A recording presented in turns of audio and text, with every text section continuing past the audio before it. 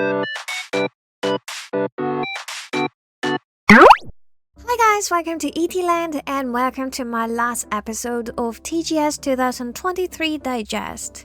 In this video, I'm going to talk about what I learned from TGS 2023 and some of my own forecasts in terms of gaming industry, especially for the Japanese gaming industry in the future in terms of handhelds, in terms of games. So without further delay, let's get into the video. And first of all, I would like to bring you to look at the floor map a little bit. The biggest part of this exhibition is definitely by the publishers of games in Japan. So we have Square Enix, Koei Tecmo, Konami, Capcom, stuff like that. And we also have Level 5, which is my favorite publisher in Japan. They actually publish Yokai Watch, and if I don't know if you know it, and there are some other booths from some smaller publishers, and in the middle we have the business solution area, which on the day I attended this event, most of the booths were not there, and I was quite disappointed because I was trying to find some localization company, but like 90% of them were not there. And there were many booths from China because there are many Chinese companies working on animation engineering as well as sound engineering and all the other stuff that are related to animation and gaming, which surprised me a lot. And on the left hand side, we also have another area for indie games, which the booths are very small, and some of them are just games that are unknown and they don't even have any display in it, and I have no idea why there was such booths like that. Moving to the center part of this floor map, we still see many indie game area, and when we move back a little bit to the left, we see that there is the C area, which is the Game Academy area, which is a new but very popular industry in Japan. Like, there are many schools to train esports player as well as some animation makers in Japan. When we look at the curriculum of this kind of schools, most of the people are trained to be esport players, animators, and some kind of engineers. It is very different from what we used to have in the 80s and 90s, where there were more education and trainings for hardware makings in terms of gaming industry, but now we see the trend that they are going to a more soft way where people are going to be esport players, animators, and voice actors. While I was walking around at TGS, I saw there was a big area for mobile games, and within that big area, Genshin Impact got the biggest booth, and I gotta say that booth was enormous. It is sad that those Japanese mobile games company are having such a smaller booth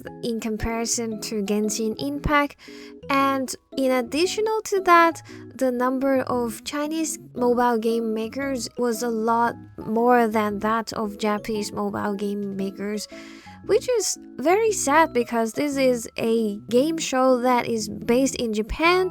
The Chinese companies just outnumber the companies in Japan, and we can see that the Chinese companies for mobile games are rising against the Japanese company, and the whole gaming industry in Japan is just getting a lot weaker in comparison to how it used to be in the past. I really hate repeating myself like this, but it is really sad to see Japan losing its power on many different industries. And as someone who is living and working in Japan, in my opinion, the biggest reason why Japan is losing their power in many industries is that Japanese people try their best to avoid changes. They want to keep everything unchanged. So let me give you an example. There are many companies in Japan that are still using a fax machine for communication, and they are still using Windows XP on their computer. Of course, like most of the bigger companies are using Windows 11 already, but for most of the case, no. And many companies are still using those old school phones that we call garake, and those are not smartphones, so for younger generation, they do not even know how to use it. Yes, the technology in Japan is that bad in reality. And even worse, there is not much of education for the younger generation in terms of technology. And that echoes back to the curriculum of those game academy in Japan, because you see that they are not even focusing on engineering or technology, but they are focusing on e-sport trainings.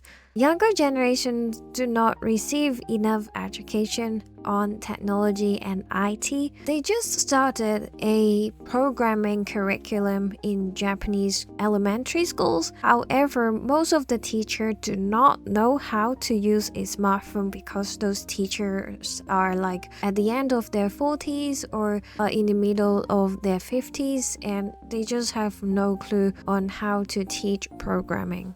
On the contrary, it is not difficult to find videos of old ladies in their 70s or 80s in a village of somewhere rural in China using smartphones to buy things and stuff like that.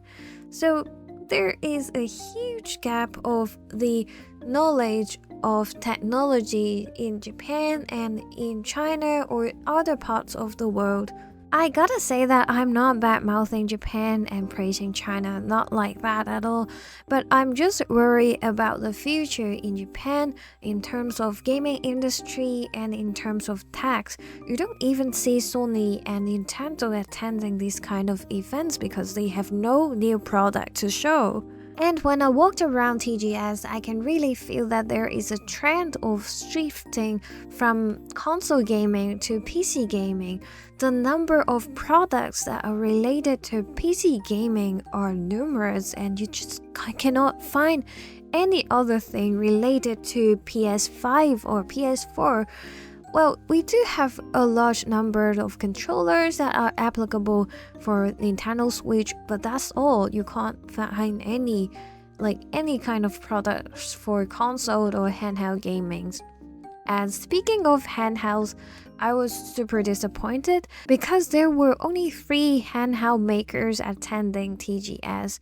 Only AYANEO, Asus, and 1X Player. All of them are PC handhelds, and you do not see any other types of handhelds like on Android system or Linux system. No, not at all. It is only for PC gaming, and those companies are not even Japanese companies. So once again, although this event is a Japan-based event, we do not see Japan exhibit its power on gaming industry. On the other hand, we can see the rise of Chinese company in every aspect of gaming industry, hardware-wise, accessories-wise, software-wise, animation-wise, any other. I'm very worried about the future of the Japanese gaming industry, and I do really hope that Japan can keep that legacy long and forever, because I really love games from Japan and I just don't want to see it dying while I'm still alive, at least. And that's pretty much about my TGS 2023 digest. At the end, I went to Monster booth to get my Monster Energy Ultra, and I said goodbye to the venue. And as a bonus clip for everyone who watched till this part, I want to show off my Wagyu shabu shabu after I went to TGS 2023. It was at a very reasonable price and it was delicious. So if you are going to visit TGS next year, I strongly recommend you to go to the Aeon Mall opposite to the Makari Messe, which is the venue of Tokyo Game Show. Yeah, it's not in Tokyo anyway. Just like Tokyo Disneyland is not in Tokyo. Anyway, this is pretty much about this video. Thank you for watching and I hope to see you in my next video. Bye!